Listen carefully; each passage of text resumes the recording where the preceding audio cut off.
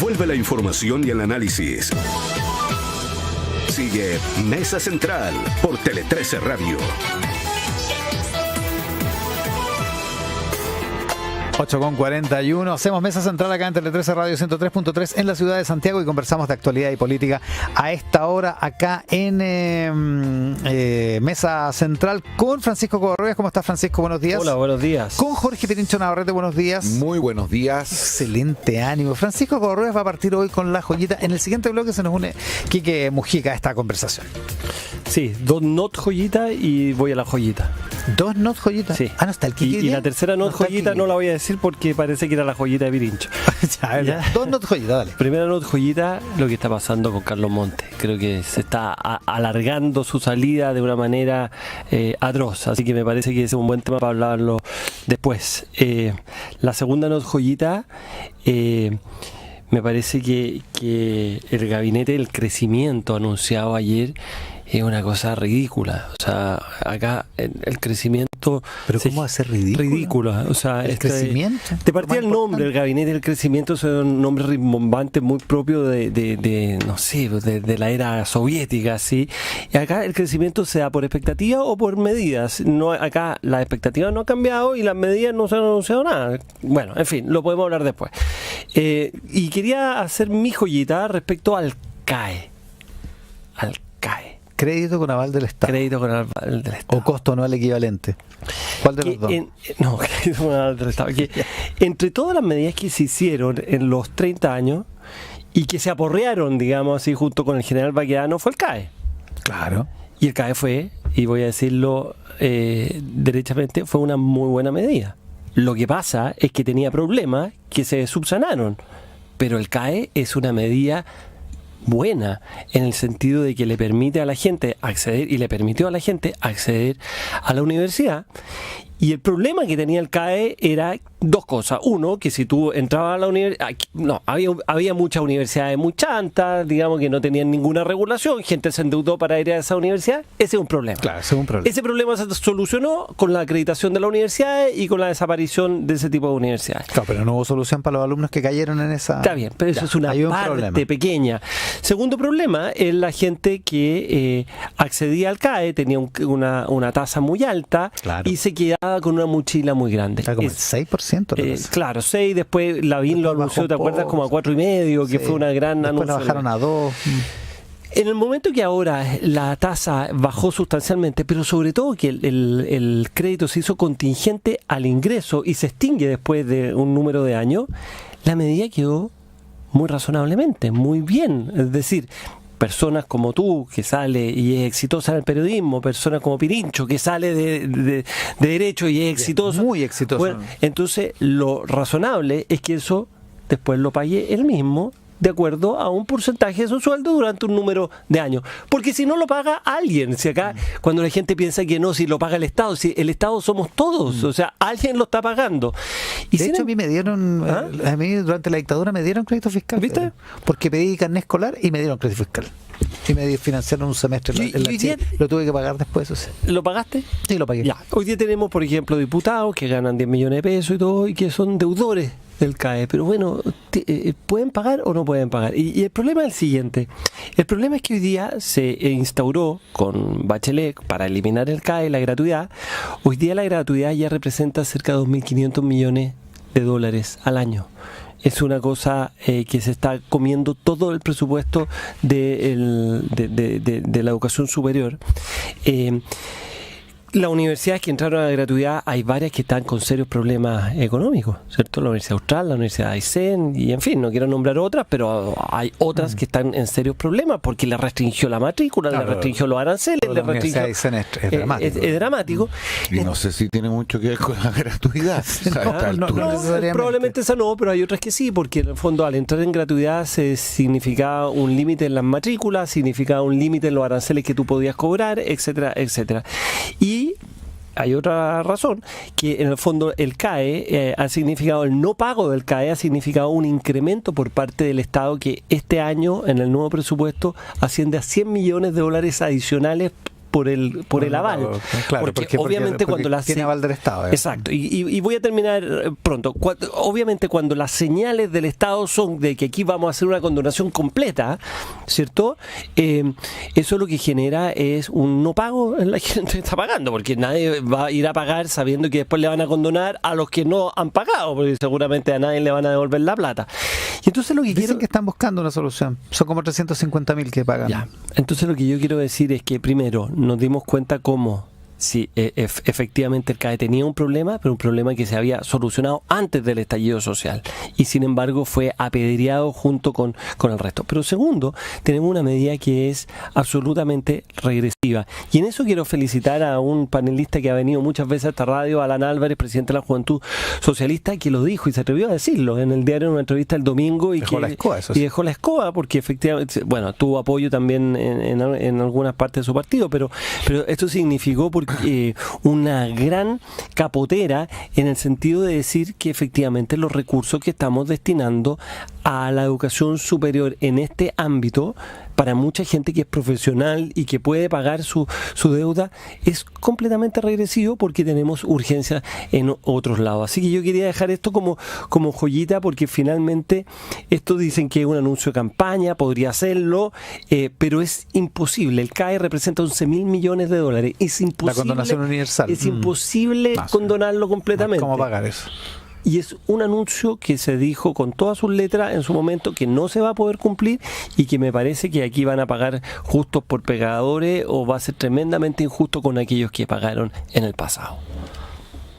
¿Quieres comentar, Pirincho? Sí, cortito, vamos a titular. Y yo en principio creo que el CAE no fue una mala medida y respondió a un cierto momento, como en su minuto también fue el proceso de expansión educacional, que tan importante fue para el desarrollo del país, especialmente en las primeras dos décadas, la década del 90 y del 2000. Creo, sin embargo, como ha explicado Francisco, en segundo lugar, que el CAE tuvo problemas importantes, no solamente el de la tasa de interés al borde de la usura, según algunos, especialmente por el objetivo que tenía este instrumento. No, particularmente para los que no resultó el sistema. Efectivamente. Claro, los que no se titularon. Y muy duramente respecto del fracaso de una parte muy significativa de la oferta de educación superior. Eso es una cuestión que no se arregló del punto de vista del sacrificio de esas generaciones. Sí se corrigió hacia adelante y es una cuestión que habría que modificar. Lo tercero, mi problema con la condonación del CAE o supuesta condonación, porque yo creo que es más un anuncio de campaña y cada vez que uno lee la letra chica se da cuenta que estamos muy lejos de que alguien pretende, incluso los sectores más entusiastas en esta materia, de echar mano a esos 11.000 millones que costaría toda la medida. Mi mayor problema tiene que ver con quienes pagaron. Y con la señal que públicamente se da, porque uno puede legítimamente revisar un instrumento de esta naturaleza y puede incluso corregir y tratar de resolver el daño de los principales afectados, pero lo que no puede hacer es una distinción entre los que pagaron y los que no pagaron. Y por lo tanto, cualquier solución en esta medida debería incluir el resarcir a quienes efectivamente cumplieron sus obligaciones, porque lo más injusto, y no solamente para la señal que se hace adelante, sería justamente hacer esta diferencia que castiga a los más diligentes, a los que se esforzaron más, a los que ahorraron y a los que finalmente pagaron. A propósito del cuarto tema planteado por Francisco, mi mayor problema con los diputados no es que no hayan pagado el CAE y tengan sueldos que bordean los 10 millones de pesos. Hay una precisión que llegó al WhatsApp colaborativo, pero después te la digo. Ya. Sino el conflicto de interés. A mí me parece que hace mucho tiempo los conflictos de interés siempre van a existir, pero creo que es importante resolverlos por la vía de la mayor transparencia. Entonces, en ese sentido, a mí me gustaría también conocer cuáles son los diputados, no inhabilita esto su voto, pero cuáles son los diputados que efectivamente están legislando y mantienen una deuda al CAE importante. Porque creo que así como en esta, en muchas otras materias, por transparencia y por sensatez del debate público, sería importante conocer cuáles son las motivaciones o restricciones que hay detrás. Finalmente, a propósito de la gratuidad, es largo para discutirlo hoy día, pero yo fui de los pocos locos, diría yo, que se opuso a la gratuidad, entre otras cosas, porque eso sí que me parece regresivo. En vez de haber apostado primero y haber invertido donde realmente nos jugamos lo más significativo del proceso educacional, que en la dimensión preescolar, incluso básica, terminamos básicamente solventando las universidades donde estudia buena parte de la élite. Es decir, cuando la gratuidad no se extiende de manera significativa a los institutos profesionales, a los centros de formación técnica o a instituciones de educación superior donde estudian las personas más necesitadas que no tuvieron por razones obvias los puntajes necesarios para entrar a la Universidad Católica, a la Universidad de Chile o a otras universidades estatales, lo cierto es que eso es lo más regresivo. Oye, te puedo decir tú ibas a decir una precisión, pero una cosa respecto a la gratuidad, que quienes la impulsaron fuertemente en su momento, estoy pensando en Fernando Atria y otra gente, siempre tenían en la cabeza lo que se llama el impuesto a los graduados, que no es muy distinto al crédito, digamos, del CAE. No es muy distinto. Para el sistema, tú pagas por lo que ganas, más exacto, después de haber recibido el beneficio de la educación. Exacto, lo que pasa es que es más solidario, porque en el fondo tu crédito, si tú ya lo pagaste, se extingue, y como el crédito a los graduados dura un periodo, si tú ya lo pagaste, sigues pagando por otros. Pero es una distinción muy menor. Pero siempre se consideró que los que pagaban eran los que habían recibido el beneficio, y sin embargo, claro, eso desaparece en el anuncio de la presidenta Bachelet, y termina en esta gratuidad que quien la paga, la pagamos todos, y al pagarlas todos no la paga nadie, y finalmente esos recursos se van a otras partes. Bueno, es que acuérdate cómo fue eso, pues cuando la presidenta llega, ¿te acuerdas que llega a la campaña? ¿Te acuerdas cuando vuelve a la campaña del 2013? Y una de sus primeras declaraciones, que a ella no le parecía justo que el Estado le pagara la educación a sus hijos. Exacto. Y se tuvo que corregir al día siguiente porque lo que ahora conocemos como el Frente Amplio puso el grito en el cielo porque ellos postulaban la gratuidad universal. Exactamente. Ese era el punto. Y la gratuidad universal para distintos fines, entre otros los de concentrar en la educación pública a distintos sectores, a la élite y a los sectores que no son de la élite, para que hubiera más cohesión social. Sí, la peor pregunta no tiene que ver con la regresividad respecto de lo que eso significa para los sectores más pudientes, porque uno incluso podría matizarlo en términos numéricos. Es donde tú focalizas. Esto voy a decir una cuestión bastante bruta, pero dada la situación de nuestra educación preescolar y básica, especialmente pública, probablemente esas generaciones tienen un daño irreparable. Que no corregimos necesariamente desde el proceso educacional, facilitando el ingreso a la educación superior.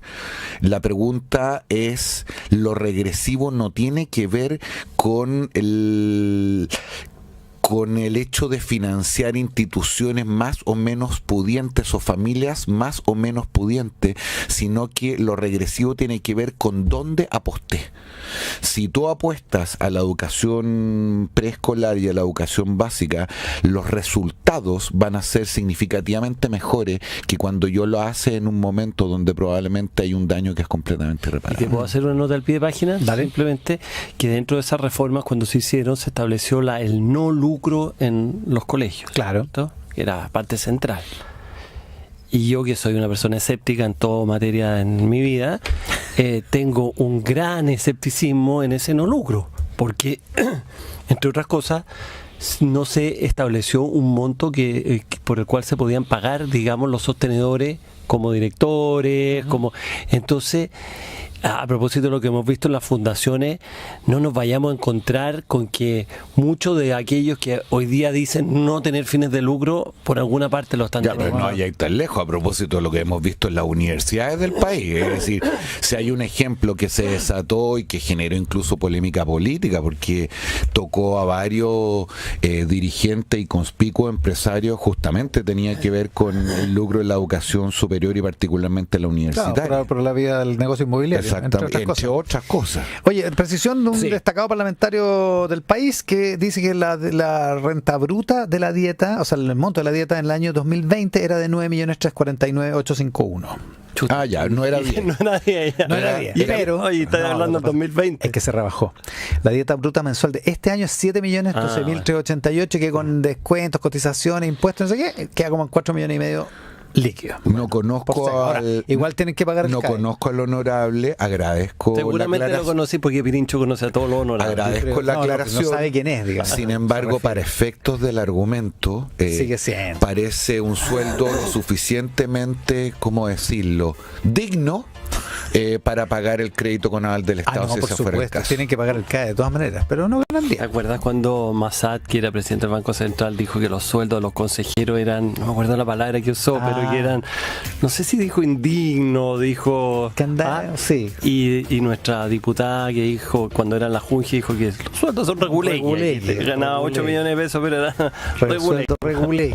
En fin. Cortito tu joyita, Pirincho Breve. Navarrete. Tuve el honor de trabajar en el gobierno de Chile con José Miguel Insulza, al cual le tengo un gran aprecio. Lo acompañé durante esos míticos años en la Secretaría General de la Presidencia, a finales del gobierno del expresidente Frei. No solo por esa época, sino que de siempre, además del cariño, le tengo una gran admiración.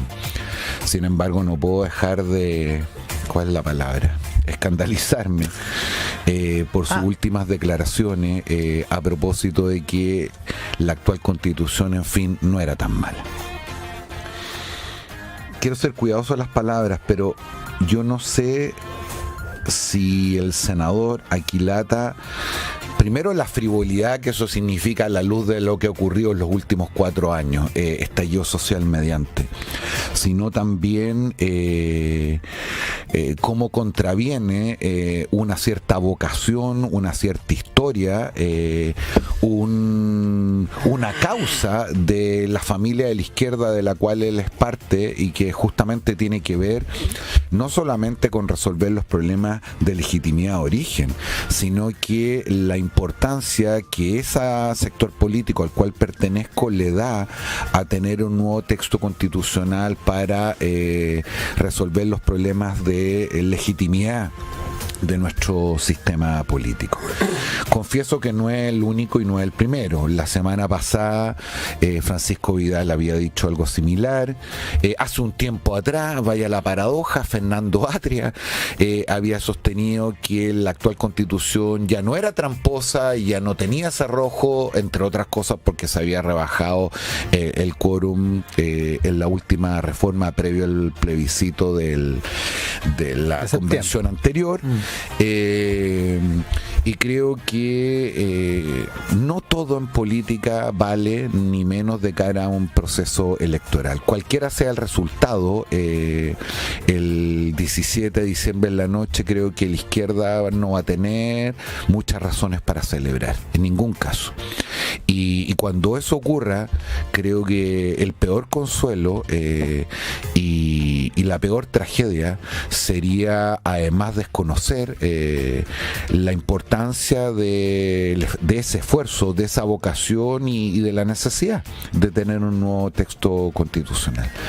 Así que esta vez mi distancia respecto de lo que dijo el actual senador por el norte, José Miguel Insulza. Francisco, antes de que No, nos vayamos yo al corte. creo que fue un acto de frivolidad simplemente ya a esta altura. O sea, uno puede decir, mira, las circunstancias han cambiado, no fue posible, lo que sea, pero nos hemos dado una vuelta demasiado larga en esto, ha sido demasiado costoso y como en esos juegos da ganas de retroceder 4 espacios y volver al 2019 y decir, mira, todo lo que pasó, digamos, era broma, porque ha sido demasiado esto, y finalmente, claro, uno tiende a pensar de que lo que pase el 17 de diciembre no va a terminar cerrando nada, gane quien gane, digamos, y por lo tanto vamos a seguir en esto.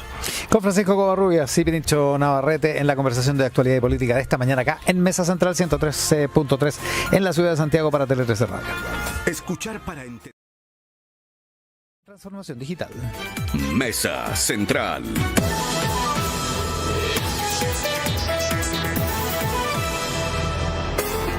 Conversamos de actualidad de política esta mañana acá en Mesa Central. Lo hacemos con Pirincho Navarrete, con Francisco Covarrubias. Hoy no está Quique Mujica con nosotros. No está, a pesar de lo que yo anuncié hace un rato, no fue citado. Ah, ya. No pudo por razones de, no sé. Razones de Estado. Probablemente. Asuntos de altísimo nivel que no lo vayan a nombrar funcionario este gobierno. Bueno, uno nunca sabe, porque la gente que pasa por estos micrófonos, Pirincho. Sí, pero hasta el momento ese honor o esa carga, según cómo se quiera ver, ha sido básicamente focalizada en los panelistas, no todavía en los periodistas. Porque bueno, yo Iván, yo no lo pondría en varios cargos. Yo no descartaría nada. ¿Qué cargo te gustaría, Iván Valenzuela? ¿Ah? La tía rica, por ejemplo.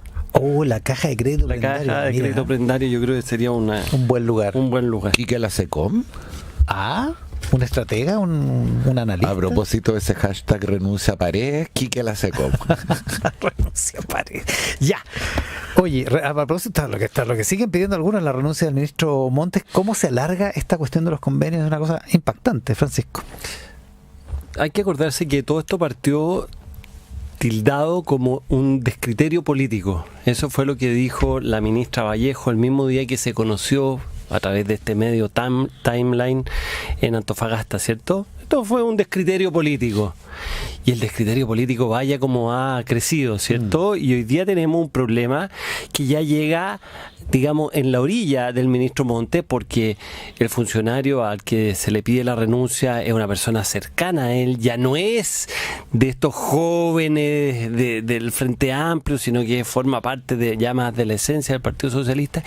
Y la pregunta que uno tiene que hacerse, yo creo que, y acá hagamos un disclosure, digamos, que está claro que todos tenemos una alta estima por Carlos Montes, todos creemos que ha sido un aporte en la política, creo que casi todos estaríamos dispuestos incluso a poner las manos al fuego de que él nos haya dado plata para la casa, es decir, estamos todos de acuerdo en eso. Sin embargo, acá hay una responsabilidad política tremenda, y esa responsabilidad política en política se paga, y Carlos Montes tiene que pagar esa responsabilidad política, y por lo tanto su permanencia es, yo diría, a esta altura es imposible de sostener. Y es imposible de sostener porque este no fue un caso en una seremía no, esto fue una cosa extendida bajo su ministerio en todas las regiones, con una fórmula que más o menos fue no sé, muy masiva, y donde incluso los balances daban cuenta de una gran cantidad de asignaciones directas, y el ministro, bueno, dice que se confió, etcétera. Entonces, yo creo que el país no puede darse el lujo de, por una carrera destacada política de una persona que fue senador, etcétera, no asumir el problema. El problema se tiene que asumir, y la única forma de asumirlo es con la salida del ministro Montes. ¿Cómo lo ves, Pirincho Navarrete? Yo creo que la situación del ministro efectivamente se ha complejizado, especialmente por lo largo del proceso y por los antecedentes que van apareciendo, que transforman esto en un lento desangramiento. Ahora bien, alguna vez lo hice y lo voy a repetir hoy día. Creo que son plausibles las razones por las cuales el ministro ha tomado la decisión de no dar un paso al lado. La primera y obvia, me parece que tiene que ver con una cuestión más bien personal. Estamos hablando, como decía Francisco, una persona larga de trayectoria, varias veces elegido el mejor diputado, después senador, y sin embargo terminar de esta forma su carrera puede ser algo que lo impulsa a tratar de resistir. Hay una segunda razón que ya menos humana y más política, y que tiene que ver con que yo creo que el ministro tiene la convicción de que él puede, si no resolver, a lo menos aclarar esta cuestión y volver al ministerio en algún minuto a su rol y función que no tuvo que haber perdido nunca. Y eso conecta con la tercera razón. Más allá de la discusión respecto a la responsabilidad política que ha pagado una subsecretaria y que pagó un ministro y probablemente el más cercano al presidente Boric, como el caso de Giorgio Jackson, si a todos nosotros nos interesa que esto se resuelva, la pregunta que también en alguna parte nos tenemos que hacer es: ¿qué arregla la salida de Montes de cara a la resolución de este problema? Y en eso tengo severas dudas. Uno podrá discutir en el plano de la responsabilidad política si los cargos que han dejado el gobierno son o no suficientes para efectos de cumplir con ese requisito. Pero el hecho de que salga Montes me parece que en principio no ayuda a resolver nada de cara a aclarar y reordenar el ministerio en la función que estaba cumpliendo, al punto tal que esto de reeditar de nuevo la posibilidad de acusarlo constitucionalmente, creo que sería un despropósito, no solamente para la oposición, porque probablemente no están los votos, sino que además en el momento actual sería leída como cualquier cosa menos como un intento genuino de hacer ver la responsabilidad política del ministro de la Vivienda. ¿De qué serviría la renuncia de Montes? La pregunta que subyace ahí. Francisco Córdoba. Posiblemente no serviría de nada, pero sin embargo en política las señales son importantes y creo que las señales van en dos ámbitos. Un ámbito es decir, acá la persona que tenía la responsabilidad no fue diligente y como no fue diligente, eso tiene una sanción, digamos una sanción política. Yo estoy en desacuerdo también en la acusación constitucional, creo que las acusaciones constitucionales terminan yéndose por otro lado, pero acá la señal es decir, bueno, se asumen las responsabilidades. Y en segundo lugar, creo que una señal también para el gobierno, para darse cuenta cómo esto está desangrando permanentemente y no le permite dar vuelta a la página. Le ha tratado de dar 3 o 4 veces vuelta a la página al gobierno y no logra sacarlo. Entonces, ¿eso le servirá al gobierno? Yo creo que al final le va a servir al gobierno hacerlo. Me parece que lo hemos visto tantas veces en política, con tantas crisis en Chile y en el mundo, donde finalmente los ministros terminan siendo fusibles y donde tienen que asumir las responsabilidades políticas de las cosas que ocurren dentro de su ministerio.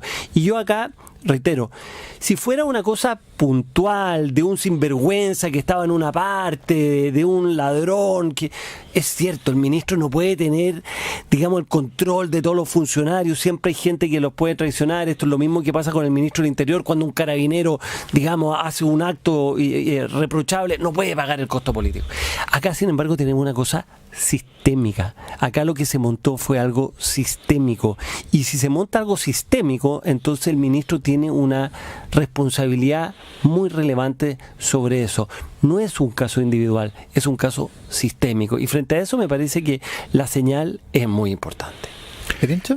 A ver, voy a retomar el argumento de Francisco, porque creo que estamos llegando también a la parte del meollo. Francisco dice y reconoce, a mí me parece, en eso estamos de acuerdo, que del punto de vista de la resolución del problema, probablemente la salida del ministro no resuelve nada. Pero agrega Francisco una cierta hipótesis que yo quisiera también problematizar y que tiene que ver con que la salida del ministro Montes termina con este desangramiento. Eso no es verdad. Es decir, tanto no es verdad que la persona que estaba sindicada como una suerte de ideólogo, de responsable, del principal líder de una fuerza política que habría montado a lo largo de todo Chile esto, que viene siendo el principal colaborador del presidente, respecto del cual se pidió su cabeza por la oposición en distintos momentos y se dijo con la salida de Jackson esto se corta, y eso no ocurrió. Entonces creo que también podremos, insisto, tener muchas opiniones, pero no estoy seguro, más bien creo todo lo contrario, que la salida del ministro Montes vaya a parar este desangramiento para el gobierno. Lo que para este desangramiento para el gobierno es esclarecer de una vez por todas la verdad y volver, sancionar a los culpables y volver al ministerio a cumplir su rol fundamental. Y ni la salida de Monte resuelve preferentemente eso, ni tampoco evita el desangramiento. Es verdad que puede que no lo resuelva completamente, pero daría una señal de tranquilidad, porque si la persona que ha sido, no digo la causa, pero que ha permitido que esto ocurra, es la persona que va a solucionar el problema, perdónenme, por mucho que nosotros creamos la trayectoria de Carlos Montes, uno tiene derecho a dudar, ¿cierto? Si no fue capaz de darse cuenta, no va a ser capaz de solucionar el problema, y por lo tanto, yo creo que al gobierno le ayudaría, probablemente no lo resolvería, pero le ayudaría un cambio que le permita dar una tranquilidad a la opinión pública de una persona que venga de afuera. Mira, les voy a recordar un caso. Acuérdense el Transantiago. Cuando ocurrió el Transantiago fue una cosa atroz, ¿cierto? Estamos hablando del año 2007. Fue terrible y todo. Y quien estaba a cargo en ese momento era el ministro Espejo. ¿Te acuerdas? Mi amigo personal, Tu Sergio amigo Espejo. Sergio Espejo. Y Sergio, Un amigo de la casa. Sergio Espejo. Y Sergio Espejo trataron de mantenerlo, e incluso surgió una frase que decía: Espejo da la cara, porque no, yo estoy tratando de solucionar. No fue posible, porque ya había que dar una señal, y ahí llegó Cortázar. Ahora, era sobrehumano el asunto. Era sobrehumano, no. pero espérate, pero ahí había un problema de un mal diseño y mala implementación, pero no había robo como hay acá, y robo a los más pobres, o sea, este caso termina siendo peor. ¿Resolvió Cortázar el problema? No lo resolvió. Probablemente en el margen algo ayudó, pero distendió a la opinión pública cuando en ese momento todos sabíamos que Espejo, digamos, no estaba involucrado directamente. Bueno, sirvió.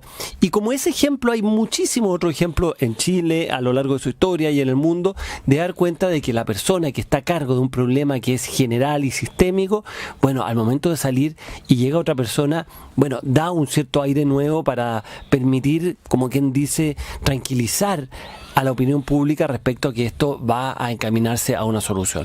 Como vamos aquí, vamos como a cuentagotas. Ahora salió esta persona, después va a salir otro, y así, y estira para el gobierno un problema que se le ha ido agrandando. Sumo otra cosa, la salida de Trincado ayer, de Ricardo Trincado, el jefe de asentamientos precarios del ministerio, se da después de que el gobierno ha dado toda clase de explicaciones, porque el papel de Ricardo Trincado quedó al descubierto tras una publicación de la portada de La Segunda del viernes. Uh-huh.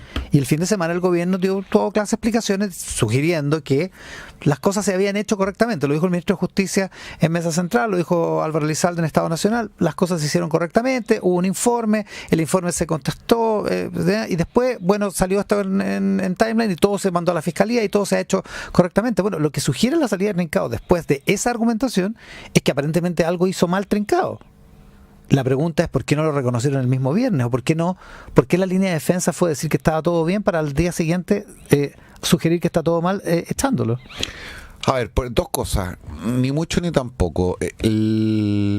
Efectivamente, yo creo que el gran problema, además de la situación de fondo en la cual enfrentamos y lo que ha ocurrido con el uso de recursos públicos en el manejo de ciertas fundaciones, esta cosa tan chilena de no ponerse rojo una vez y ponerse varias veces amarillo. Es decir, la pulsión, no solamente en el gobierno, en el mundo privado, a nivel personal incluso, es tratar de hacer control de daño por la vía de simplemente poner sobre la mesa o dar explicaciones parciales respecto a las cuestiones que van apareciendo. Y eso es un problema de diseño general, y creo que en casos como este ha afectado profundamente la fe pública. Ahora, Trincado, ¿por qué sale? Yo creo que lo de Trincado tiene que ver más bien con una responsabilidad política que con una cuestión de gestión. Es decir, por lo que yo he escuchado hasta ahora, pero como buena parte de este problema nos vamos enterando de las cosas de a poco, este era la persona de confianza que había traído Montes, que estaba a cargo del tema de campamentos precarios, que tenía una larga trayectoria en el servicio público, y finalmente esto, que era el que él debía mejor controlarlo, supervigilarlo, se pasó un poco bajo sus narices. Es la crítica que se le hace a Carlos Montes. Entonces Trincado sale menos por haber participado en esto, por haber sido parte de la trama, por así decirlo. No, claro, yo no he sugerido eso. No, yo lo sé. Es más por la responsabilidad entonces política que tú tienes a cargo de una función de esta naturaleza, que por un reproche en su gestión. Política, pero también administrativa, porque él aparentemente tuvo los antecedentes y no les dio la importancia que correspondían. Es decir, no es que lo que parece evidente es que no se alarmó, digamos. No se alarmó, ¿te fijas? Porque una cosa es política, chuta, pasó algo bajo mi alero, yo no tenía idea. No, pero aquí aparentemente Trincado recibió la información y considero que estaba todo relativamente bien.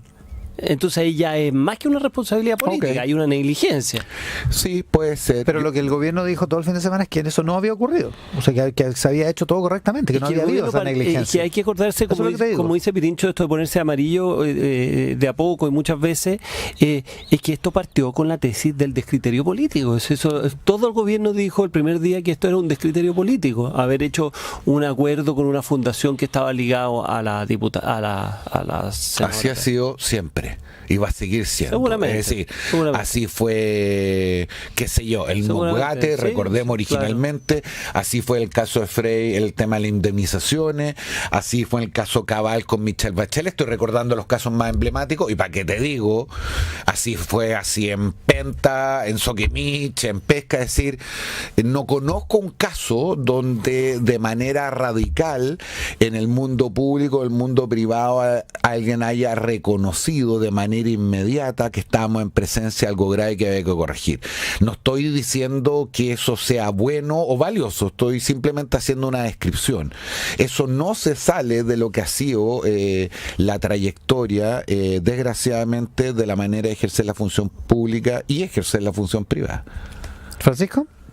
Y el problema es que cuando se empieza a alargar esto, el daño se empieza a incrementar. Entonces, cuando ya parece como inexorable, esto es parecido en el fútbol también con los entrenadores, cuando ya están, como decía el comentarista Bombalé, ya están pedidos, esto se estira, y al estirarse, el problema político que se va generando para todo el gobierno es cada vez más grande. Cuesta hacer la pérdida rápidamente, pero ese costo después se termina pagando. A mí me parece que en este caso yo podría apostar de que Montes no va a poder terminar el mandato, no va a ser imposible, y haber alargado esto va a ser malo para él y va a terminar siendo malo para el gobierno. Yo sé, acá hay razones humanas, uno entiende, es difícil hacerlo. Acá hay razones también de justicia, porque de nuevo digo lo mismo que dije al principio, me parece que estamos en presencia de una de las personas que más ha aportado a la política en el último tiempo, pero que sin embargo acá hubo un problema que fue demasiado grande, demasiado extenso, demasiado grave, y por lo tanto eso no es imposible que continúe. Bueno, vamos a tener un hito, me parece a mí, no hemos hablado de eso, pero los manuales de estilo indican que a puertas de los últimos 2 años de gestión, más particularmente con el nivel de debilidad que tiene este gobierno y enfrentando, si la memoria no me falla, unos 5 procesos electorales que termina la administración, porque me estoy refiriendo a municipales, a gobernadores, a presidenciales, más sus respectivas primarias y segundas vueltas. En sus casos, el manual de estilo indica que después del resultado electoral debería venir un cambio de gabinete. Si eso es correcto, cualquiera sea el resultado electoral. ¿Te puedo hacer una pregunta, Pirincho? Sí. Durante el gobierno de Sebastián Piñera tú dijiste insistentemente, este gobierno ya se acabó. Sí. Y eso lo dijiste. Sí. Es que el segundo, digamos. Sí, el segundo. Sí. No solo lo he dicho en entrevistas, lo he dicho aquí en la radio. Este gobierno se acabó. Estamos hablando del de Piñera. El de Piñera. Ya, Este gobierno se acabó el 4 de septiembre, se remató el 7 de mayo y si llega a ganar el a favor, cierran por fuera. Ya. Lo dije de hecho en la radio la semana pasada, lo vine a hacer un reemplazo. Ya. Porque En esta hay unos radio- que nos toca hacer reemplazo a diferencia de otros. Y te viralizaron. Uy, que ando huevo. Viralizaron. No logro modular nada. Se convirtió en viral. Claro, se convirtió en viral. también diste por terminado este gobierno. Sí, pero hace mucho rato. En una entrevista en La Tercera, mi querida amiga Claudia Álamo, entre otras cosas. Bueno, dicho eso, Ya. vamos a tener un cambio de gabinete. Y probablemente, ¿Pero el cambio de gabinete para qué? entre otras cosas, para las cosas que te obsesionan. Primero, vamos a tener un gabinete para Gabinete del el crecimiento. crecimiento. Claro, esa es una. Segundo, vamos a hacer... Porque yo habría esperado que el gabinete del crecimiento es que iba a sacar a los que hay ahora, iba a poner a otra gente que No lo sabe. gabinete de crecimiento reordenó, digamos. No lo sabemos. No lo sabemos. por ahora, no. Podremos... No, veamos, pues si lo anunciaron ayer el gabinete del Hay crecimiento, algunos que eran los mismos. Hay algunos que echan de menos a la ministra del Medio Ambiente en el gabinete de crecimiento. Claro, que, digamos, goza bajando proyectos. No, pero más allá de las bromas, le genera yo una creo gran que alegría. la última semana, aquí vamos a ver si comen o no comen pan de Pascua algunos ministros, pero más allá del tecnicismo, probablemente en enero tengamos un nuevo elenco de ministros y ministras. ¿A quién pondría? Y todo esto lo estoy diciendo porque eso va a ser una... A ti, En primer lugar. te pondría en la tía rica que tanto te obsesiona. Pero Caja de ahorro prendario. va a ser una prueba de fuego, diría yo, quizás la última y la más dura, a propósito de lo que estamos hablando, para la permanencia o no de Carlos Mosca. Estamos. Sí, pues, estamos. Ya. Recomendaciones. ¿Les doy yo una recomendación primero? Súper Mira, bueno. este fin de semana, viste que fin de semana largo. Y el viernes 8 de diciembre, en el Parque Hierba Loca, en la cordillera aquí de la región metropolitana de Santiago, se realiza un encuentro cordillero, el primer encuentro de montaña, organizado por la Corporación Robles de Cantillana en conjunto con la Municipalidad de Lo Barnechea.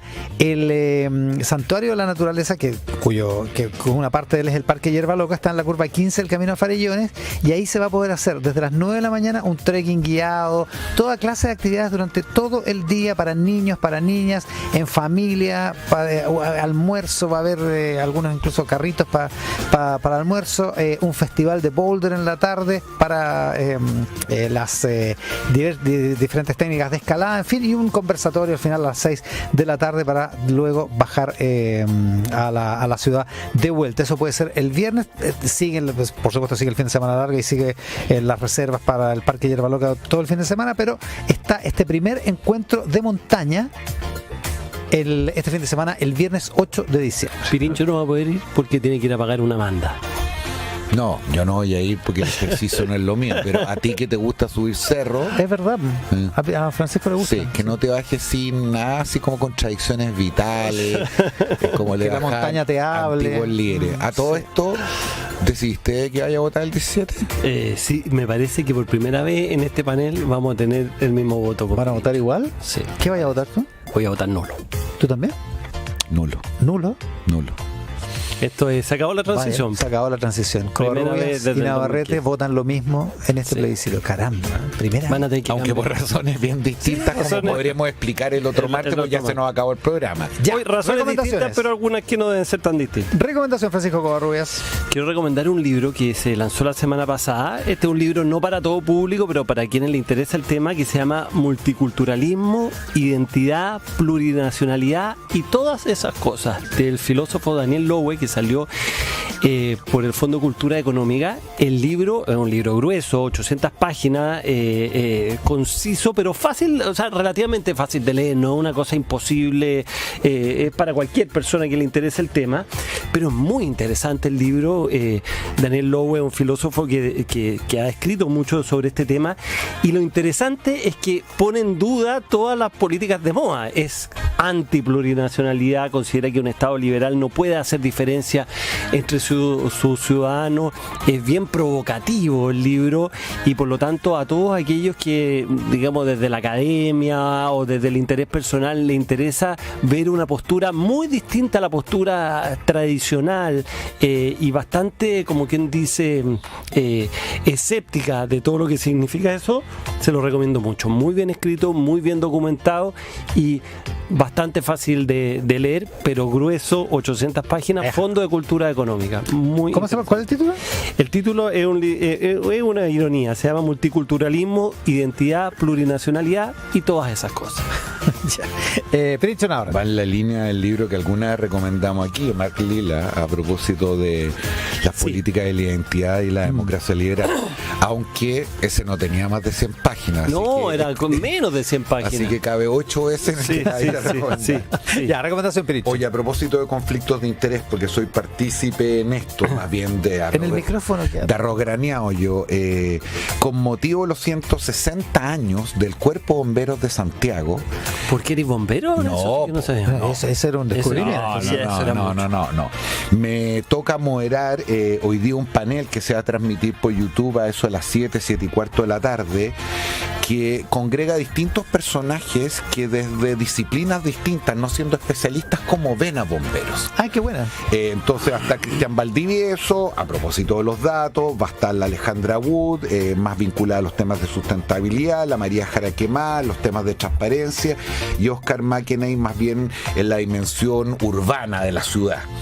Y me parece que es una discusión bien interesante, porque pese a que bomberos siempre aparece de las instituciones mejor valoradas, a rato no hemos objetivizado por qué. Y también una institución muy bien valorada tiene que mirarse críticamente desde afuera para corregir, para mantener, para mejorar. Así que hoy día, a propósito de los 160 años del Cuerpo de Bomberos de Santiago, como esa canción de Sexual Democracia Bombero, Chico Bueno, ¿se acuerdan? Claro, pues vivan los bomberos. Oye, a propósito, en la tarde también se lanza el libro de Daniel Mansuy, Enseñar entre iguales, la educación en tiempos democráticos. Lo presentan Sol Serrano y Raúl Figueroa esta tarde a las 6:30 en el Instituto de Estudios de la Sociedad. Ah, mira, buena ¿Ya? cosa. Eso, con Pirincho Navarrete, con Francisco Covarrubias, conversación de actualidad y política de esta mañana aquí en Mesa Central. Que tengan un estupendo martes. Nos vemos. un abrazo grande Chao. a todos y a todas. Estás en Mesa Central por Tele 13 Radio.